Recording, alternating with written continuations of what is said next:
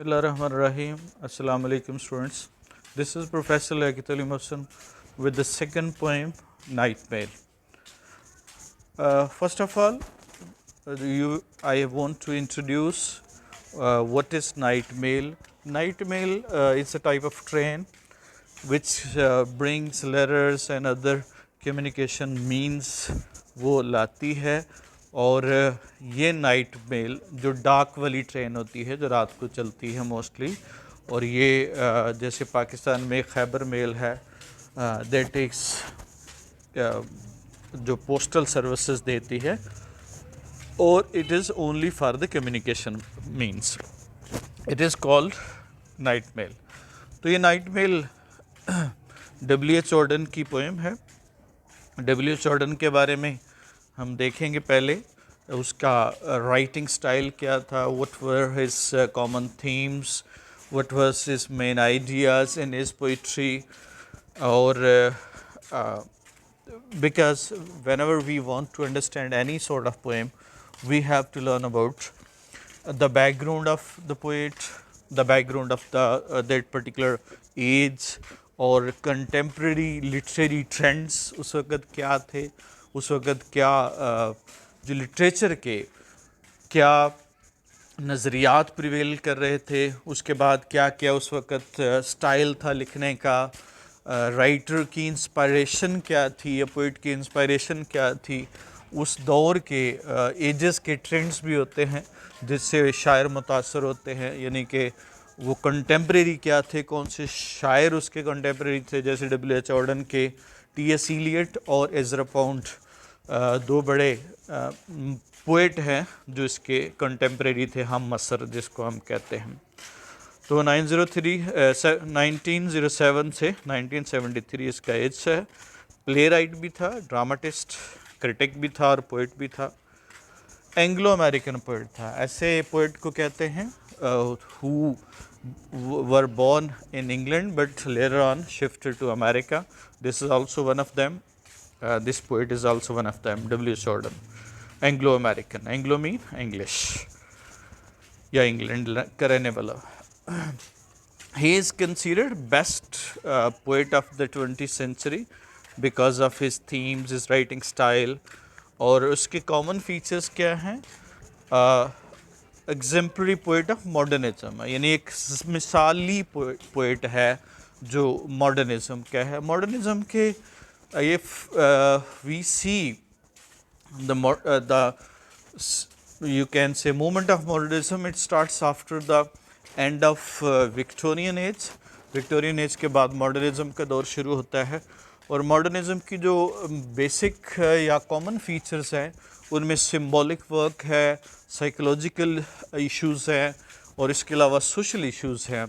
इससे पहले अगर हम देखें तो वो ज़्यादातर रोमांटिक और कंटेम्प्रेरी लाइफ के बारे में थी और यहाँ पे हमें ज़्यादा इंसान के आज के दौर के मसाइल के बारे में और सिंबॉलिक वर्क बहुत ज़्यादा था, सिम्बोलिज्म बहुत ज़्यादा मॉडर्न पोइट्री में।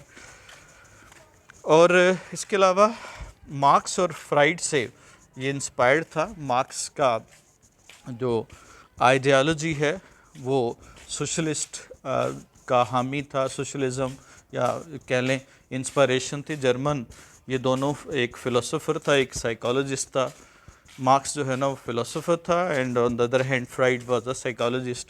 तो ये दो बड़े मौज़ूआत हैं, मौज़ूआत ने दुनिया को इंस्पायर किया। साइकोलॉजी, फ्राइड ने टोटल एक नई दुनिया जो ना वो को नई दुनिया बनाई साइकोलॉजी में रिसर्च के बाद, और मार्क्स ने एक नया निज़ाम इंट्रोड्यूस किया दुनिया में जो सोशलिज़म के नाम से है।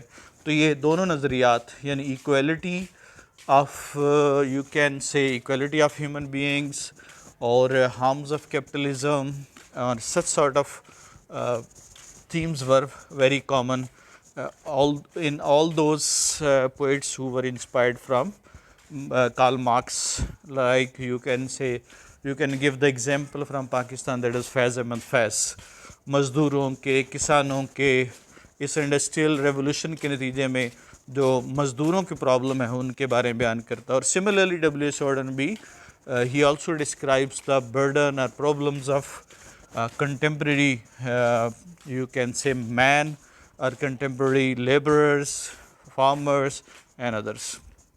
उसके बाद आगे हम देखते हैं जी, ज़्यादातर वो इंटेलेक्ट और विट्स का इस्तेमाल करता था, मींस इमोशंस की उसकी पोइट्री में बहुत थोड़ा इस्तेमाल है, यानी ज़्यादातर तो पोइट होते हैं they always right about their emotions, human feelings and other such sort of thing, लेकिन जो हम ऑर्डर में देखते हैं वो ज़्यादातर इंटेलेक्ट और विजडम और आर्गुमेंटेटिव, इस तरह के साइकोलॉजिकल इश्यूज़ के बारे में, इसलिए he is also nominated as anti romantic poet.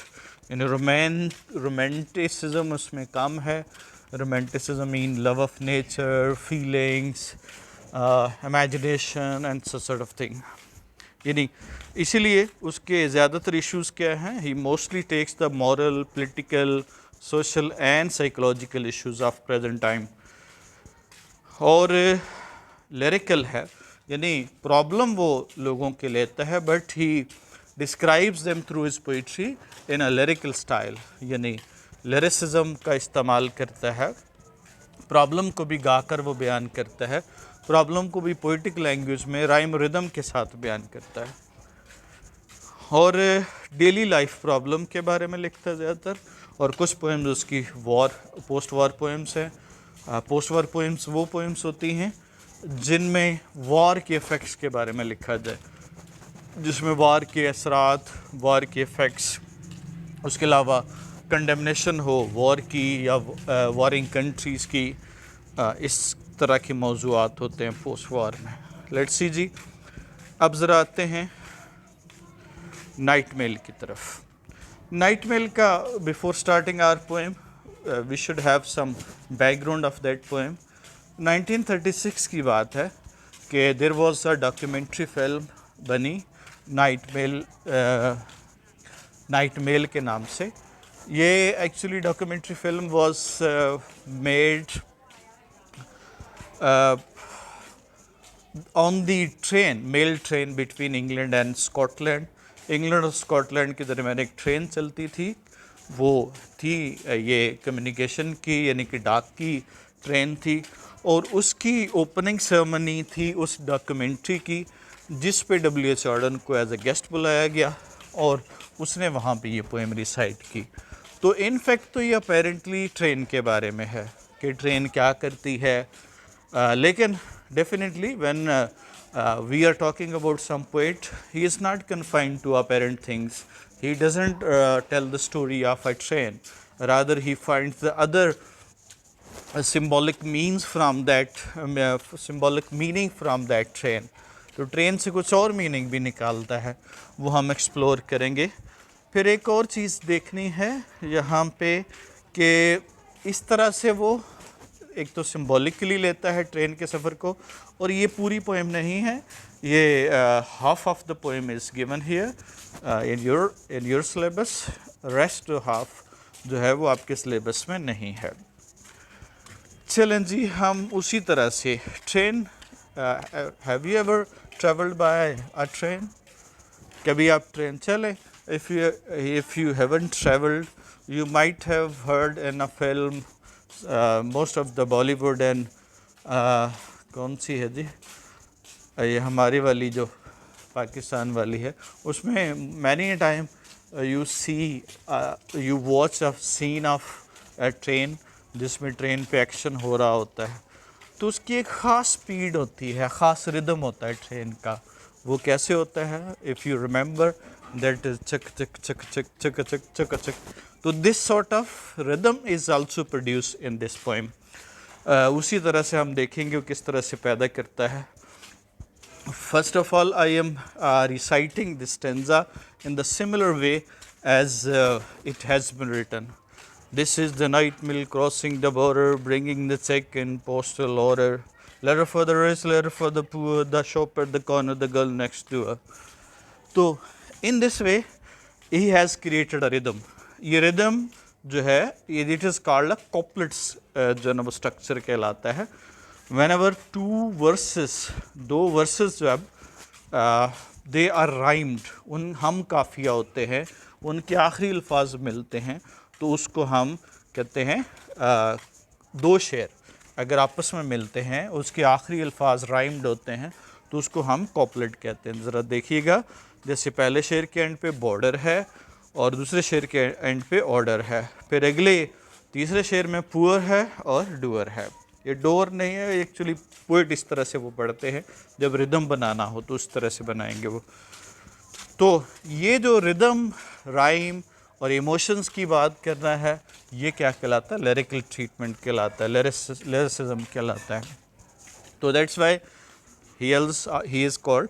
हालांकि अगर हम देखें तो he is not talking about the emotions of somebody, rather he is just telling the story of a train की मूवमेंट, ट्रेन की जर्नी, ट्रेन की जो ना फंक्शन के बारे में बात कर रहा है। तो इसका मतलब है इसका मतलब है वो रियल चीज़ों पे बात कर रहा है, तो वो इमेजिनेटिव नहीं है, लेकिन उसमें से इस तरह से ट्रीट करता है कि it becomes a type of music created by that train. तो ये इसीलिए इसको हम लिरिकल पोएट कहते हैं। अब ज़रा देखिएगा जी, हम इसको जो क्या, this is the night mail crossing the border bringing the cheque and postal order. तो ये नाइट मेल है, यानी पोएट यहाँ पे simply apparently we can say he is talking about a night mail crossing the border, ये border को cross कर रही है। तो इसका मतलब है यहाँ पे बी को कैपिटलाइज किया गया, you will also find in your text book. The purpose of this capitalizing is that it is a specific border, it is specific border जो क्रॉस करती है। तो यहाँ पे in fact ये हवाला है, it is a reference to the border between England and Scotland। तो it shows that यहाँ पे border जो है ना वो इंग्लैंड और स्कॉटलैंड के दरमियान पाया जाने वाला border की तरफ है। तो यहाँ पे किसके बारे में बता रहा है कि पोइट डिस्क्राइब करता है the function of night mail, the night mail which crosses the border, which joins two people of two countries, दो मुल्कों के लोगों को आपस में ज्वाइन करता है। It is a source of communication है, it joins the people, it renders different services. उनमें आगे वो सर्विसेज की बात करता है। वो सर्विसेज क्या हैं? Bringing the cheque and postal order, वो चेक लेके आता है, लेके आती है ट्रेन। चेक आपको पता है बैंक में जो चेक भरते हैं। एंड पोस्टल ऑर्डर जो है ना, ये भी मनी ट्रांसफ़र करने के लिए होते हैं। उस पे फिक्स्ड होती है अमाउंट, वो जितने का पोस्टल ऑर्डर बनाना चाहें। ये होता है कि इट इज़ नॉट स्टोलन, तो आप वो पोस्टल ऑर्डर जहाँ पे चाहें आपके नाम पे बना होता है, just a piece of paper है। लेकिन whenever you produce in some bank और पोस्ट ऑफिस, तो वो it is changed into cash. जी, तो चेक्स एंड पोस्टल ऑर्डर।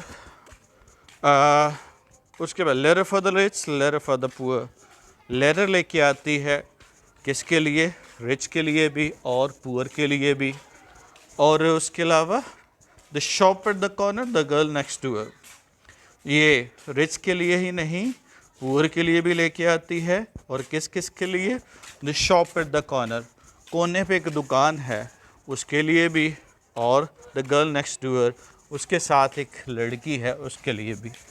तो here it is shop is the symbol है, इशारा कर रही है किसको?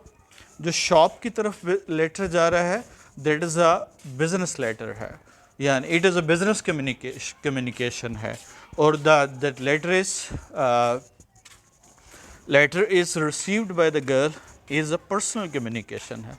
तो it means that it joins a people in both ways, whether they are poor or rich, whether that is individual communication or it is business communication, all these functions are performed by this train।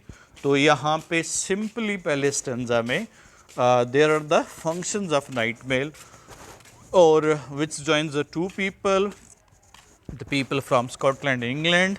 और इन other words symbol है तमाम वो communication means की which join the people across different territories, और उसके अलावा that can be personal and that can be institutionalised.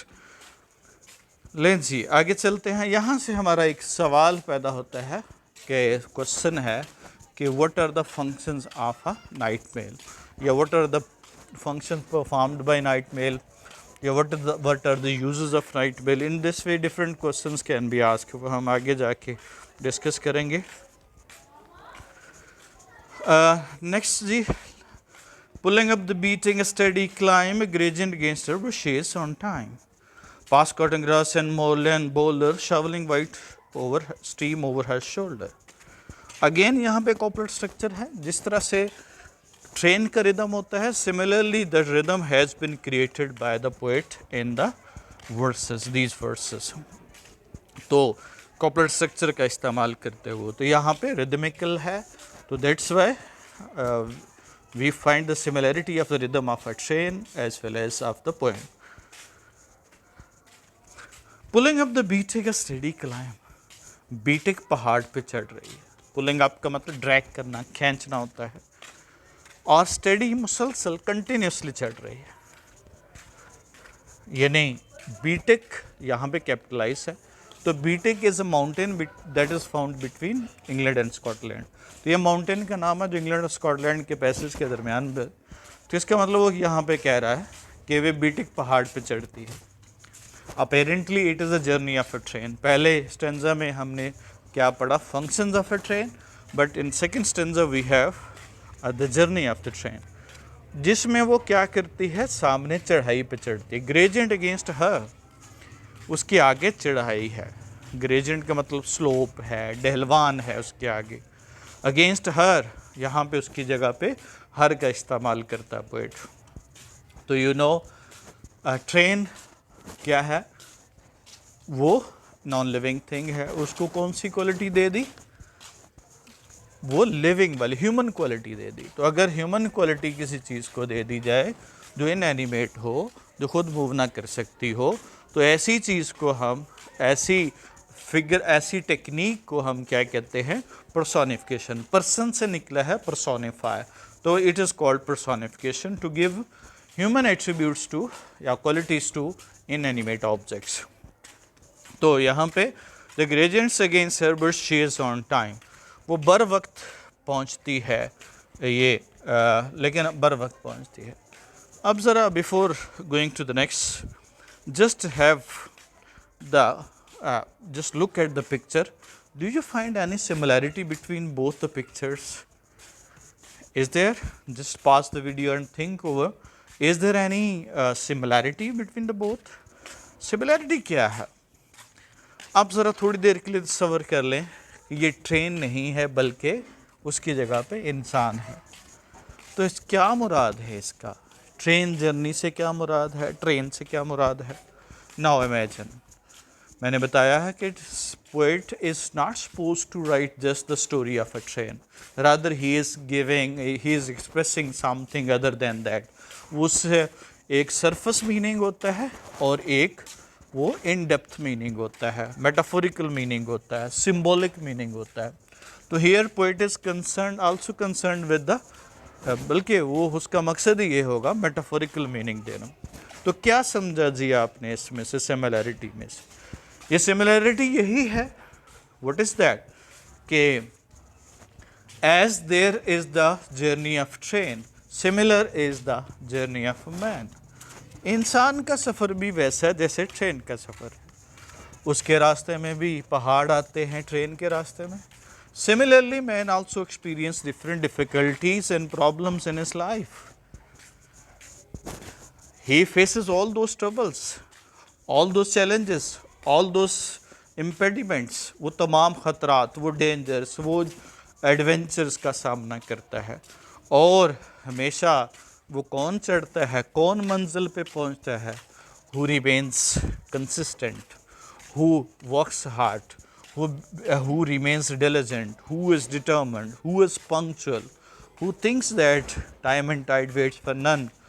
वो वक्त की कदर करता है और कभी भी अपने वक्त को बर्बाद नहीं करता। वो बेशक थोड़ा चढ़े उस ज़िंदगी की इस पहाड़ पर, मुश्किलात के इन पहाड़ पे थोड़ा थोड़ा करके चढ़े, बट ही इज़ क्या है, वो क्या है, स्टडी क्लाइंब, वो हमेशा मुसलसल चढ़ता है। निहाल इस गुलिस्तान में जितने बड़े हैं, तो वो नीचे से ऊपर चढ़े हैं। तो सिमिलरली यहाँ पे ये ट्रेन के सफ़र के ट्रेन के जर्नी के ज़रिए से पोएट ने क्या बताया है, ही हैज़ रिजेंबल्ड इट किसके साथ, क्या होगा, ह्यूमन जर्नी के, human life. Just imagine this train is human life, जिसमें इंसान मुख्तलिफ स्टेशन से गुज़रता है।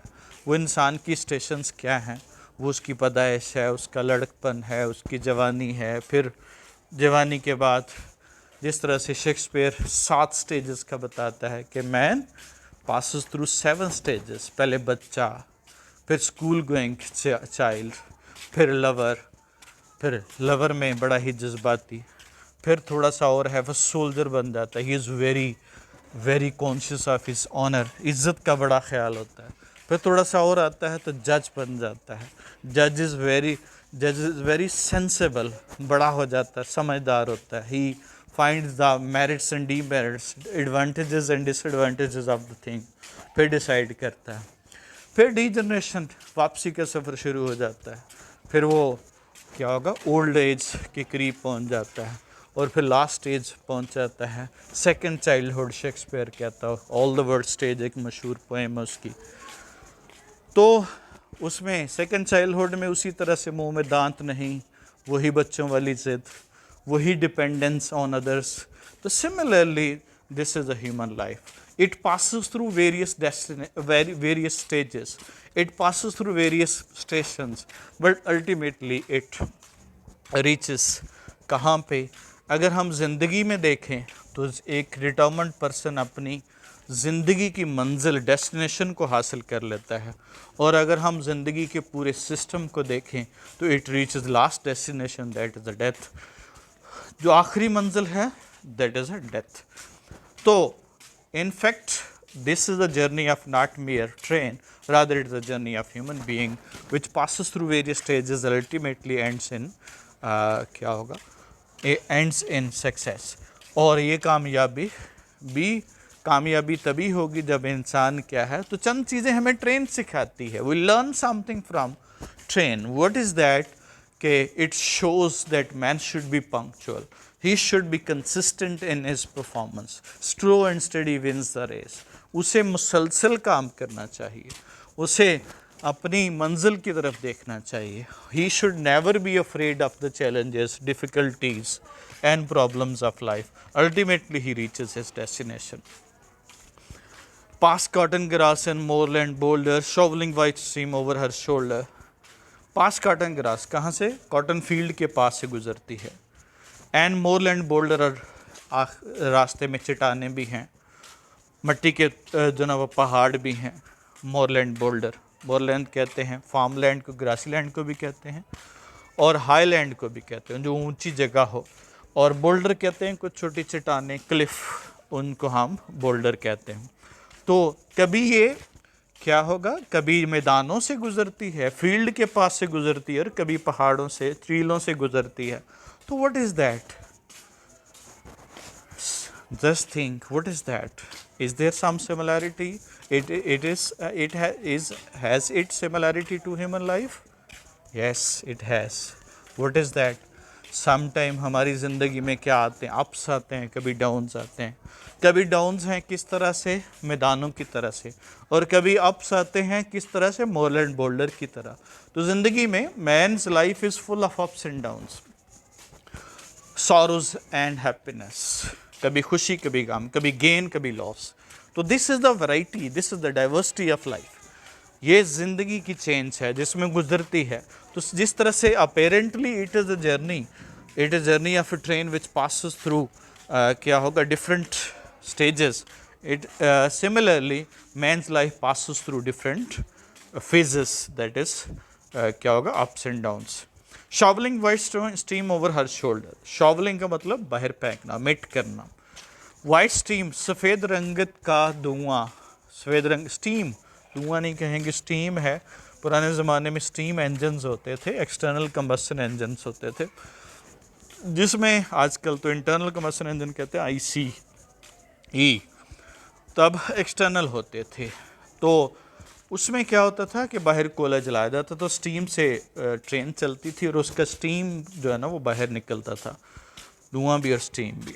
तो ये वाइट स्टीम है ओवर हर शोल्डर, यानी सिंपल ट्रेन का प्रोसेस बता रहा है कि it emits white steam while it travels, और जो नाइट मेल है ये बाहर फेंकती है उसको, स्टीम को, धुएं को भी कह सकते हैं हम, shovelling white steam over a shoulder. तो इनफैक्ट यहाँ पे क्या बताना चाह रहा है पोइट कि दिस जर्नी, यानी कि आप ये कह सकते हैं कि अगर धुएं को हम सिंबॉलिकली लें तो ये धुआं यहाँ पे इंडिकेशन है सफ़र की, कि किस तरह से वो सफ़र कर रहा है वो इंसान जो है, और हमें दूर से नज़र आता है उसका स्टीम निकलता हुआ, मुश्किल में जलता हुआ, प्रॉब्लम को फेस करता हुआ। चलें जी अगले स्टेंजा पे चलते हैं। Pulling up the Beattock steady climb, और पास कॉटन ग्रास उसके पास से गुज़रती है, और इस पे हम बात कर चुके हैं।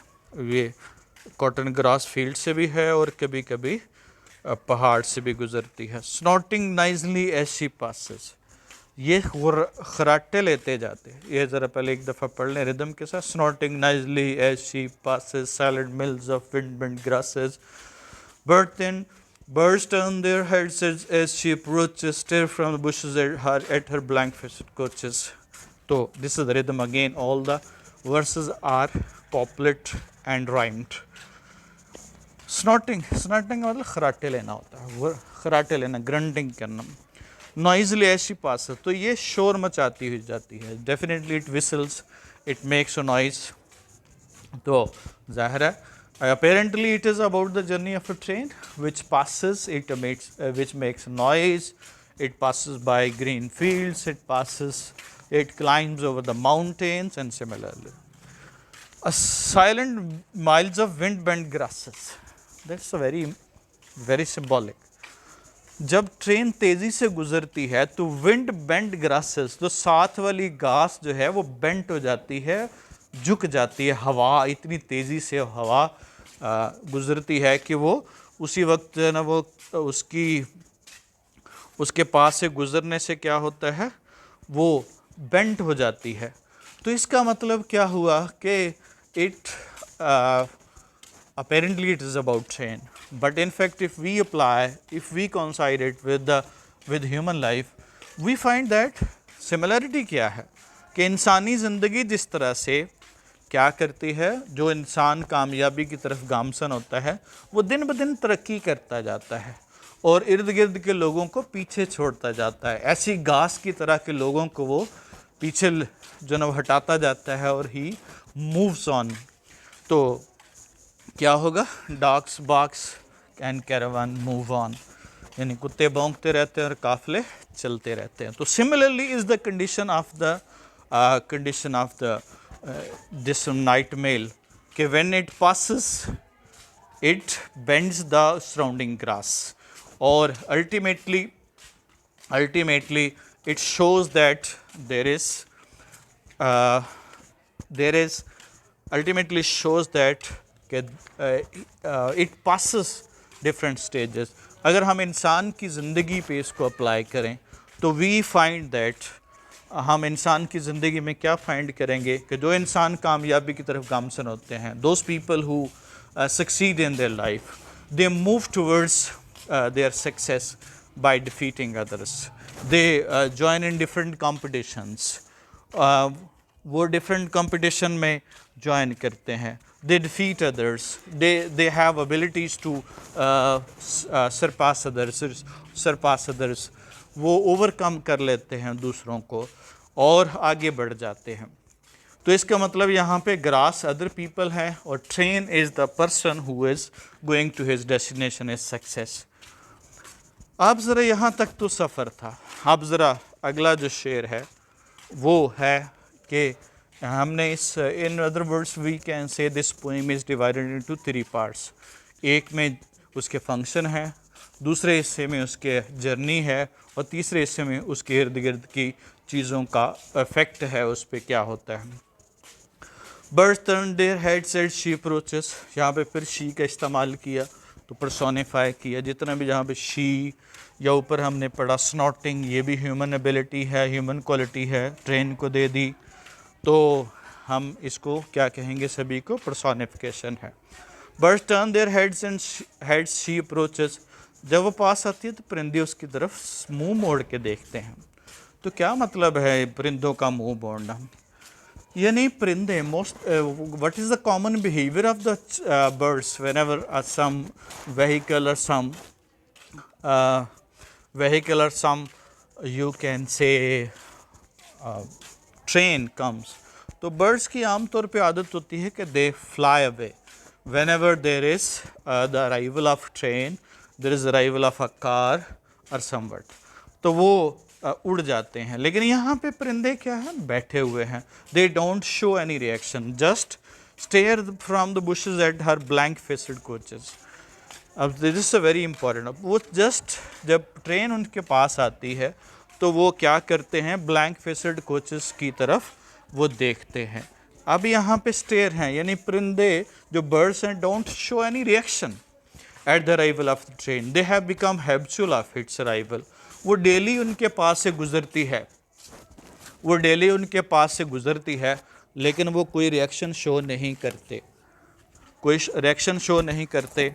और उसके नतीजे में क्या होता है, वो they just like a blank faced coach. Blank faced का मतलब होता है कि जिसके चेहरे पे कोई इमोशंस ना हो, जिसके चेहरे पे कोई जज्बात ना हो, उसको हम ब्लैंक फेस्ड कहते हैं। तो यहाँ पे ब्लैंक फेस्ड से मुराद ये भी हो सकता है कि खाली ट्रेन है, बाहर वालों को खाली लग रही है। इससे मुराद ये भी है कि वो परिंदे जो है वो उसको समझ रहे हैं ब्लैंक फेस्ड है, यानी खाली है। लेकिन अगर हम इन डेप्थ करें, एनालिटिकल से या लेड मीनिंग अगर हम देखें, तो इससे मुराद क्या है कि बाहर वाले लोगों को क्या लगता है, जो बंदा सक्सेसफुल हो, जो अपने काम की लगन हो, जिसको वो अपने काम से काम रखता हो, वो मेहनती हो, डिलिजेंट हो, पंक्चुअल हो, बाहर वाला क्या आदमी कहेगा, हमारे क्या कमेंट्स होते हैं, पागली मशीन ही है। We often come across such sort of comments whenever we find any person who is successful. But keep in mind, whenever a person who is the successful person of present time has been somewhat very poor, very common person, but he was determined and ultimately he got successful. Ultimately he got successful. If we see the history of Bill Gates, he was just a common software engineer, but now he is the billionaire. If we see the history of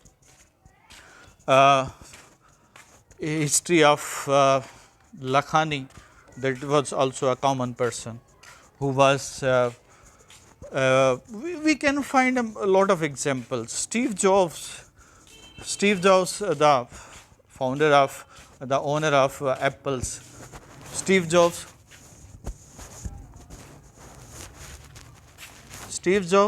was expelled from his college. He was such a dull person, but ultimately he became so successful.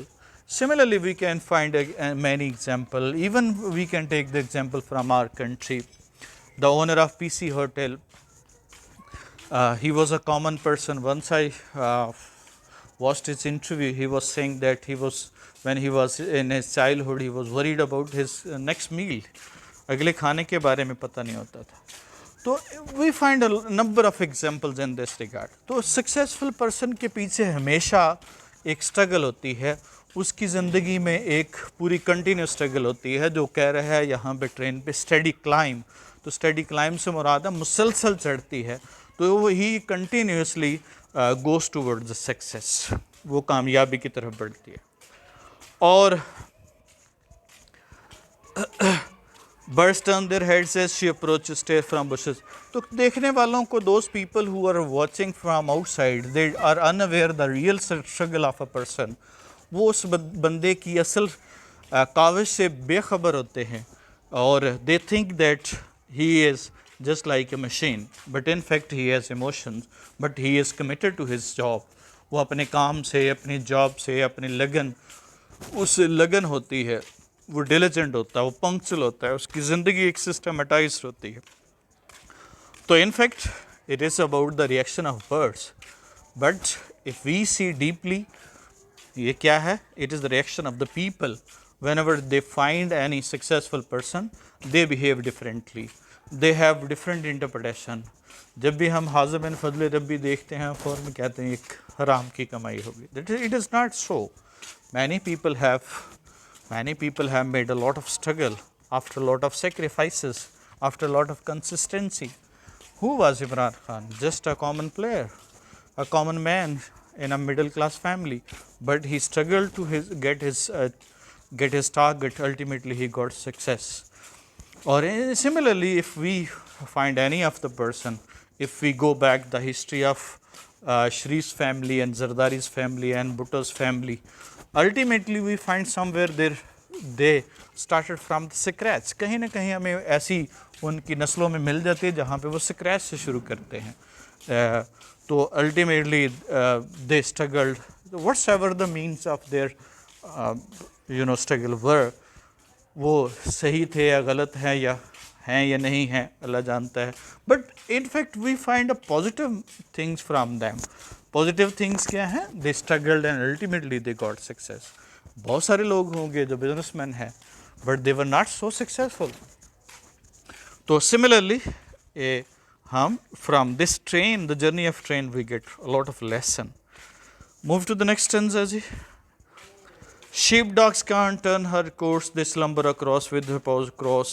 In the farm she passes, no one wakes, but only Jack in the bedroom gently shakes. Sheepdogs वो कुत्ते होते हैं जो भेड़ों की रखवाली करते हैं. तो sheepdogs, कुत्ते का काम क्या होता है? Whenever a vehicle arrives, the dogs bark. कुत्ते भौंकते हैं. और अब कुत्तों को भी पता चल गया है कि they can't change the passage of the night mail. इसलिए वो क्या है? वो आराम से बैठ गए हैं कि अब कर कुछ नहीं सकते. तो they are sitting there. They slumber on paws. वो सोए रहते हैं. They sleep with paws across. अपने पाँव क्रॉस करके कुत्ता, आपको पता है कैसे बैठता है. तो इसका मतलब क्या हुआ? Apparently this is the reaction of the dogs. Dogs don't show any reaction, they don't run after the train, rather they just keep on sitting and they just sleep, और they don't show any reaction. अब ज़रा इसको, train को हम इंसान समझ लें जो सक्सेसफुल है, डिटर्मिन्ड है, कंसिस्टेंट है, ब्रेव है, रिस्की है. और कुत्ते कौन हुए फिर? Dogs are those people who criticize. वो लोग जो बाहर बैठे बातें सुनाते हैं. This is a very common sentiment. आप इर्द गिर्द आप देखते हैं हमारे. We don't find the positive things in other people. हम पॉजिटिव चीज़ें नहीं ढूंढते, हम हमेशा नेगेटिव चीज़ें ढूंढते हैं. This is the common sentiment, particularly in our country, unfortunately. We only find the negative things. Sheikh Saadi से किसी ने पूछा कि हुजूर आपने इल्म कहाँ से सीखा? तो उन्होंने फरमाया कि मैंने इल्म बेवकूफ़ों से सीखा. पूछने वाले ने पूछा ये कैसे हो सकता है? इल्म तो लोग अक्लमंदों से सीखते हैं, पढ़े लिखों से सीखते हैं. उसने बड़ा खूबसूरत जवाब दिया कि मैं वो काम नहीं करता जो बेवकूफ़ करते हैं. तो व्हाट इज़ दैट कि we can learn even lesson from the those people. किसी न किसी बंदे में कुछ क्वालिटीज़ अच्छी होती हैं, कुछ बुरी होती हैं. तो we can learn a lot of things from those aspects, those positive aspects of the people. और फिर क्या है? अभी यहाँ पे भी सिमिलर रिएक्शन है पीपल का. This is a similar reaction. They bark just like dogs. Those people who get successful in their life. वो तरह तरह की बातें बताते हैं, इसने बेईमानी की होगी, इसने ये किया होगा, इसमें ये खराबी है, इसमें ये खराबी है. But they don't look at the positive aspect of their life. that they have made a lot of struggle. Their struggle is inspiring for us. हमारे लिए वो एक रोल मॉडल हैं उनकी ज़िंदगी. जो अच्छी चीज़ है वो ले लें, जो बुरी चीज़ है उससे छोड़ दें. तो they slumber on their other across. So this is a criticism of the common people on the success of a person. In the farm she passes, no one wakes. जब फार्म हाउस से पास से गुजरती है, farm house में life है, वहाँ पे भी कोई असर नहीं होता. लोग भी जो है ना वो कोई but a jug in the bedroom gently shakes. एक छोटा सा जग है जो आराम से उसको वो थोड़ा सा हिलता है, थरथराता है, वाइब्रेट करता है. तो क्या मतलब है इसका? वो जग शेक करने से, जग शेक करने का मतलब ये है कि जब ये जो क्रिटिसिज्म है, जो ऑब्जेक्शन है, जो आप कह लें बार्किंग ऑफ डॉग है, वो ख़त्म होते होते वो बिल्कुल एंड तक पहुंच चुका है. एक जग है छोटा सा जो शेक करता है. यानी when ever the person, you know, this is a common experience in our society, even everywhere you can find, particularly in our society. जब वो कोई बंदा स्ट्रगल कर रहा होता है, मुश्किल हालात से गुजर रहा होता है, चैलेंजेस को फेस कर रहा होता है, तो nobody comes to him, everybody avoids him. और जब वो किसी बड़े पोस्ट पे पहुंच जाता है, सक्सेसफुल हो जाता है, बड़ा बिजनेसमैन बन जाता है, कोई CSP अफसर बन जाता है, कोई डॉक्टर बन जाता है, तो जो दूर के रिश्तेदार जिन्होंने कभी पूछा नहीं होता था वो भी पास आ जाते हैं. हाँ हाँ, ये हमारा कज़न है, ये हमारा जो ना वो फलां फर्स्ट कज़न है, बेशक वो 10वें नंबर पे हो, लेकिन the people refer him that he is their close, their relative. तो what is that? This is actually, ये क्रिटिसिज्म आहिस्ता आहिस्ता कम होते होते लोग फिर जो है ना उससे उकता जाते हैं. They get tired of criticism, और फिर उनकी खुद ही उनकी जो क्या दूसरे लफ्ज़ों में कहते हैं बोलती बंद हो जाती है. They think that they were wrong in their perception, जैसे हम we commonly find in our life. ये तो थी जी पोएम जिसमें हमने मुख्तलिफ एस्पेक्ट्स पे, मुख्तलिफ चीज़ों पे देखा. रेफरेंस उसी तरह से होगा जैसे हमने प्रीवियस पोएम में कहा था, जिसमें हमने पोएम का हवाला देना होता है, पोइट का नाम लिखना होता है.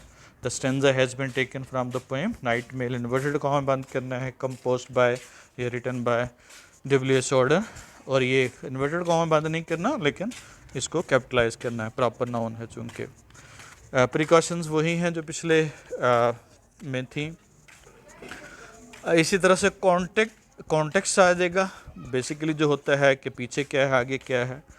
This is a night mail is a symbolic poem, और it is a night mail, और क्या लाती है, सिंपली हम समरी भी बयान कर रहे हैं, और हम उसका समरी के अलावा हम उसका मेटाफोरिकल या उसका सिम्बॉलिक जो है वो दे रहे हैं साथ में एस्पेक्ट भी. It carries letters, cheques and postal orders लेके जाती है. Just like a determined person it passes many hurdles and barriers but reaches the destination in time. No one reacts, शुरू में कोई भी रिएक्ट नहीं करता, and its rival as a people don't do. जिस तरह से लोग जो है ना वो नहीं करते. कॉन्टेक्स्ट के बाद एक्सप्लेनेशन, तरीक़ेकार वही रखना है. सेंटेंस हम प्रैक्टिस भी करेंगे आगे जाके. इसमें बाकी चीज़ें सेम है, पैराफ्रेज करना है, क्रिटिकल एनालिसिस लिखना है. अब यहाँ पे अगर हम इस पोएम के पर्सपेक्टिव से देखें तो हमारे दो बड़े एस्पेक्ट्स हैं क्रिटिकल एनालिसिस के. एक क्या है, determination, bravery, punctuality, facing hardships. ये इसका क्रिटिकल एनालिसिस है. यानी एक सरफेस मीनिंग होता है और एक इन डेप्थ मीनिंग होता है, सिम्बॉलिक मीनिंग होता है, मेटाफोरिकल मीनिंग होता है, जो उसका अदर एस्पेक्ट है. तो यहाँ पे हम दोनों एस्पेक्ट को देखते हैं इसके ज़रिए से.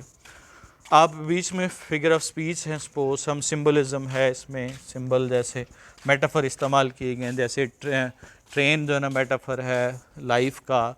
इस तरह से जो है ना वो ट्रेन को पर्सोनिफिकेशन की गई है, उसकी मेटाफर ऑफ जर्नी, ऑफ जो जर्नी है ट्रेन का, that is also metaphor of life है. तो ये सारे के सारे जिसको हम इस्तारा कहते हैं. और आगे राइमिंग स्कीम है, जैसे मैंने पहले बताया कि it is a couplet structure, it is a 2 verses are rhymed in every word. हर शेर में जो है ना वो हर शेर दूसरे के साथ राइम्ड है. तो 2 इस तरह कॉपलेट स्ट्रक्चर में लिखा है. और ये कॉपलेट स्ट्रक्चर में लिखना इनफैक्ट किसके साथ रिलेशनशिप है उसका ट्रेन के उस रिदम के साथ इसको रिलेट करवाना है। लेट्स सी जी, तरीक़ेकार वही होगा जहाँ जहाँ पे एक्सप्लेनेशन करते हुए हमारे पास आएगा जितनी भी कोटेशन, कोई प्रोवर्ब वगैरह तो हम साथ साथ लिख देंगे। कौन डिस्क्राइब करता है? The poet describes. उसके बाद क्या है? कौन है source of? The night mail is the source of, it joins. ऐसे पहले मैंने बताया था कि इसको हमने प्रेजेंट टेंस में लिखना है। प्रेजेंट टेंस में हमने सिंपल, जब सब्जेक्ट मौजूद है तो वर्ब की फर्स्ट फॉर्म और थर्ड पर्सन सिंगुलर की सूरत में एस का इजाफा करना है। ये इससे आप फेमिलियर हैं। और अगर इंफॉर्मेशन है तो इज़ एम आर का इस्तेमाल करना है। अगर पोजेशन है तो हैज़ हैव। ये 3 स्ट्रक्चर आपने याद रखने हैं। अगर सब्जेक्ट है तो फर्स्ट फॉर्म और थर्ड पर्सन सिंगुलर की सूरत में एस। अगर इंफॉर्मेशन है तो is am are. Does not और डू नॉट का तो आपको पता ही है। लेकिन सब्जेक्ट मौजूद है और वर्ब है तो फिर आपने इज़ नहीं लगाना जब तक वो पैसिवाइज ना हो। पैसिवाइज सेंटेंस बहुत कम होते हैं, इसलिए परफेक्ट टेंस आपको पता है हैज़ हैव के साथ थर्ड फॉर्म आती है। तो कैपिटलाइज किया गया है। कौन है? द बॉर्डर इज़ कैपिटलाइज्ड और has been capitalised. It is a proper noun. और क्या है? It is a mountain, border between 2 countries, England and Scotland. और night mail performs many functions और it brings cheques and postal orders. इसमें जो गलती करते हैं, चेक्स और पोस्ट ऑर्डर दोनों प्लूरल लिखने हैं। It serves all, it finds no difference between the rich and the poor. और इट ब्रिंग्स लेटर। लाता कौन है? इट ट्रेन, तो इट ब्रिंग्स होगा। कौन बेनिफिट होते हैं? सब लोग बेनिफिट होते हैं। एवरी पीपल या एवरी पर्सन या all the people get benefit from it. कौन लाता है पर्सनल? It brings. कौन रिफ्लेक्ट करता है? जाहिर है यही ट्रेन कर रही है, इट रिफ्लेक्ट्स। कौन शो करता है बिजनेस कम्युनिकेशन को? जो शॉप जो है ना, shop shows business communication.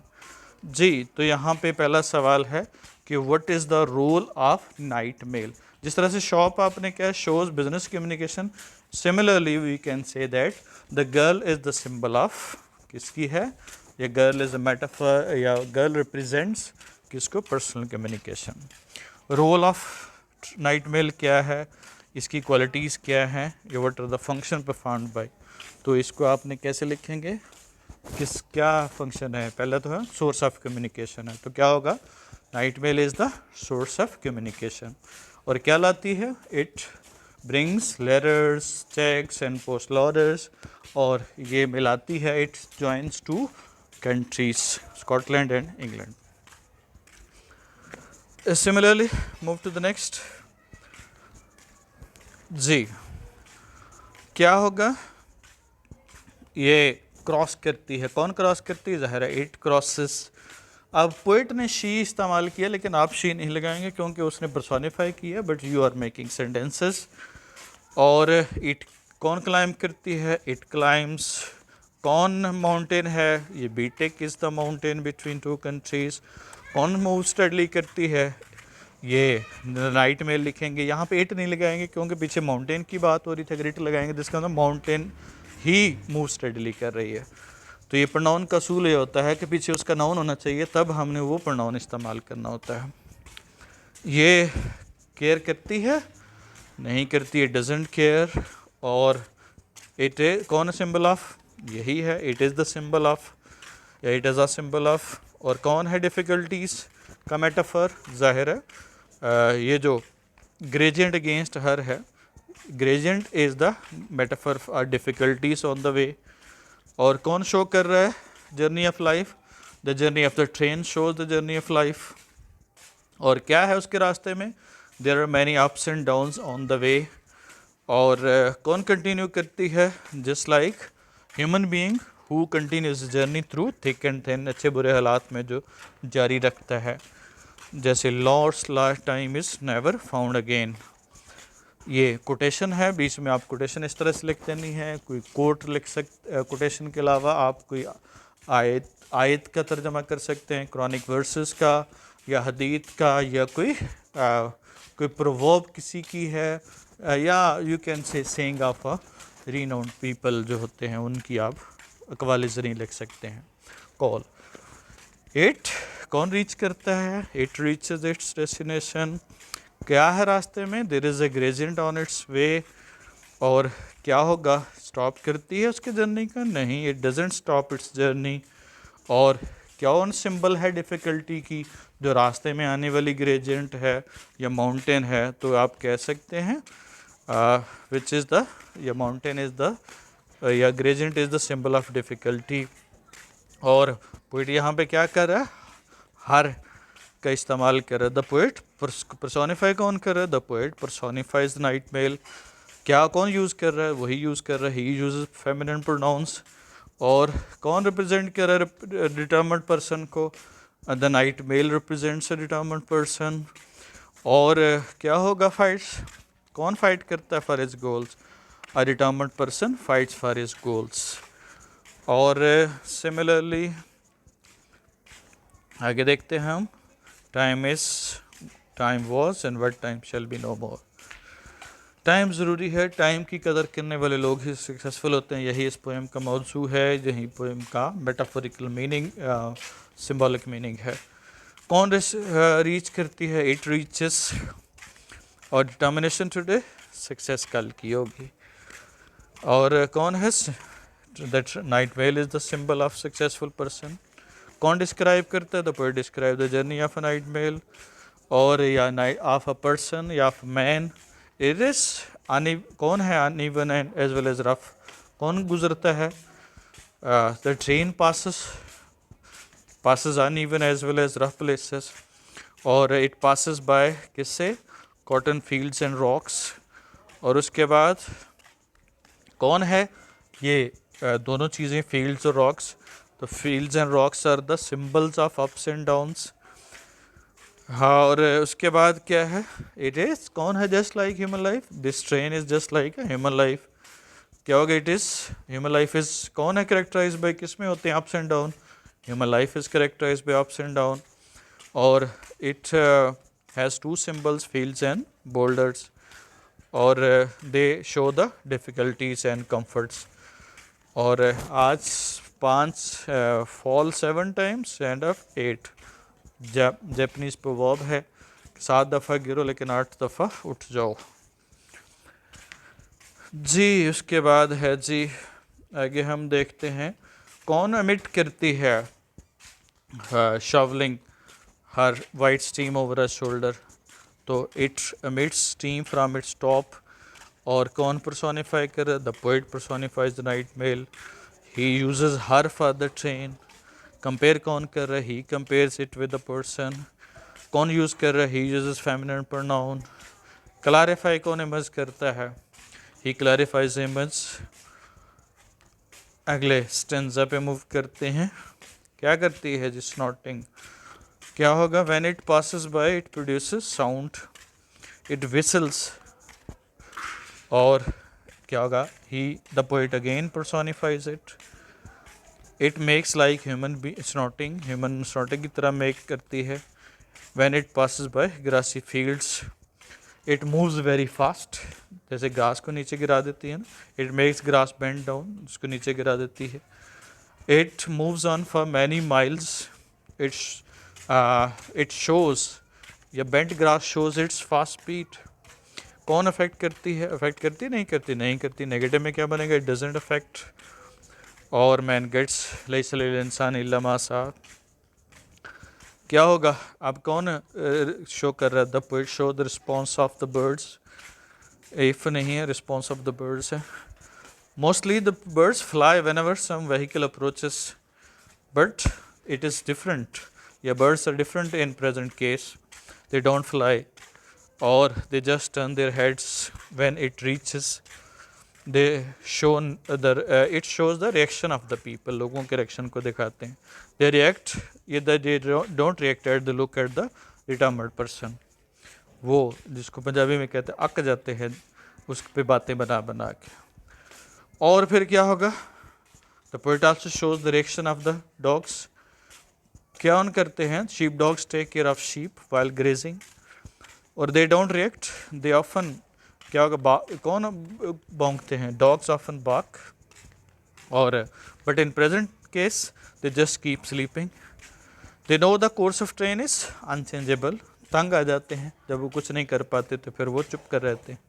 It also shows symbol opposition and reaction of the people, they keep on sleeping, they don't bark, या जिस तरह से कुत्ते करते हैं, they keep on sleeping and don't bark at the train. Similarly क्या होगा, वो क्योंकि they have got tired of barking और criticism like the people do, जिस तरह से लोग करते हैं, क्या होगा, दे हैव बिकम हैबिचुअल हो चुके हैं। It disturbs no one, it no one awakes in the farm house, क्या होगा, it symbolises the reaction of the people, जो क्या हो गया, कम हो गया है। तो बर्ड्स का क्या रिएक्शन है? बर्ड्स का रिएक्शन ये है, the birds don't fly, they keep on sitting, they just stare at the क्या होगा, blank faced coaches of the train. तो the birds show the reaction of the common people. उसके बाद है जी, लास्ट पे होगा I think, success seems to be connected with action, action के साथ सक्सेस होती है। Successful people keep moving, they make mistake but they don't quit, गलती हर इंसान से होती है। Man always make mistake, man is only creature who learns from its mistake, या which learns from its mistake, तो इंसान जो है ना वाहिद मखलूक है जो अपनी गलतियों से सीखती है। तो क्या होगा, और the people leaves reacting the success of successful people, only a jug shakes, कौन शो करता है? It shows the minor disturbance in life. जी, शीप डॉग कैसे रिएक्ट करते हैं? Sheep dogs don't react at all, they don't run after the night pail, they don't bark, they just keep sleeping, or it shows the reaction of the people who don't react at the success of a determined person. Life कैसे affect करती है farm house पे? It doesn't affect the life at farm house, क्या होगा, no one, it doesn't disturbs anyone, और क्या होगा, only a jug shakes in a bedroom, in the bedroom. Surrounding पे किस तरह से करती है? सराउंडिंग में हम कर देंगे, सभी को इकट्ठा कर देंगे। इसमें सराउंडिंग में बर्ड्स का, उस पे फार्म हाउस का, तीन चीज़ों पे इफेक्ट का इसने जिक्र किया, एक बर्ड्स पे है, डॉग्स पे है, और फार्म हाउस पे। इकट्ठा कर देंगे, सराउंडिंग हो जाएगा। मेन आइडिया क्या है, किसके बारे में है ये पोएम? इट इज़ ज़ाहिरी तौर पे और मेटाफोरिकली, दोनों तरह से आपने बताना है। तो क्या होगा, apparently it is about the journey, functions, journey and effects of night vale on its surrounding. क्या होगा, it is the source of communication which passes through different stages and ultimately reaches in time. तो ये तो apparent journey हो गया किसका, night mail का। और metaphorically if we see the metaphorically अब दूसरा aspect आ गया मेन आइडिया का, तो it is the symbol of a determined and punctual person who struggles hard consistently and regularly, and ultimately he gets successful, he gets his destination. उसके बाद personification क्या है? Personification को पहले डिफाइन करना है। Personification is a figure of speech in which inanimate objects are given human attributes. और यहाँ पे पर्सोनिफिकेशन क्या है? The use of feminine pronoun, उसके बाद the use of feminine pronoun, snorting, उसके बाद blank faced coaches are the examples of personification in this poem. Now these are the different questions. You can write the complete sentences, but it is advisable that you do at your own. You have a lot of practice. You should have a lot of practice. जैसे मैंने बताया sentence कैसे बनाना है, how to make sentences, how to answer different questions. and try to end. Then you can also read out all this. This is not the first step, it is ultimately consultation.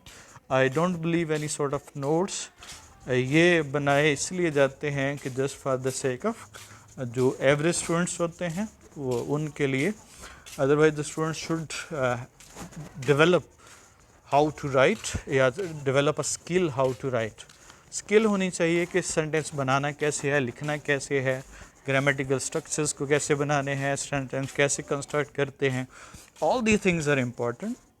और किस तरह से आपने main idea, तो this is a it entails many more things. Or this another slide of the questions you can pause and read out. That was all for today regarding the second poem. Just visit the YouTube channel and online classes on Zoom, and visit the channel, YouTube channel Professor PROF Liaquat Ali Mohsen on YouTube. And moreover, you can visit www.kbl.com.pk, a website, and this regard you can subscribe channel for updates. Have a nice time. See you inshallah. Allah Hafiz.